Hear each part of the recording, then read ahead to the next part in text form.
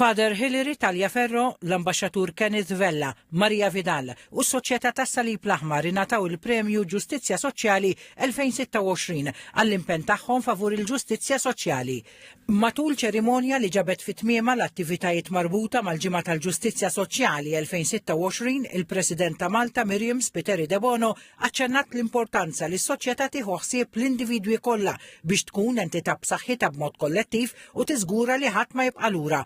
Qalet li bekk kull individwu jkun aktar b'saħħtu biex jikkontribwixxi għal kollettività soċjali b'sinerġija bejn il-poplu u dawk fdati minnu bit-tmexxija.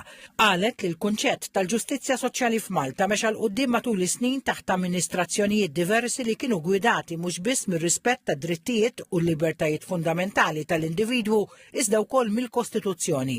Id-deputat tal-Gvern Carmelo Abela fisser il-ġustizzja soċjali bħala twemmin li biex jitwettaq fil-prattika għandu bżonn lodda tal-politika u l-ekonomija. Id-deputat tal-Oppożizzjoni Karl Mifsud Bonnici qal li sistema demokratika veru ma tistax tkun mingħajr stat soċjali. Stqarrija tal-Partit Nazzjonalista qalet li din is-serata li saret propju fil-jum dinji tal-ġustizzja soċjali li jitfakkar kull sena fl-20 ta' frar ġabet fit-tmiema ġimgħa ta' attivitajiet organizzati għat 8 sena infila mill-Partit Nazzjonalista fuq inizjattiva ta' Shadow Minister għall-Akkomodazzjoni Soċjali u Affordabbli l-ġlieda kontra l-faqar u solitudni Ivan Bartolo.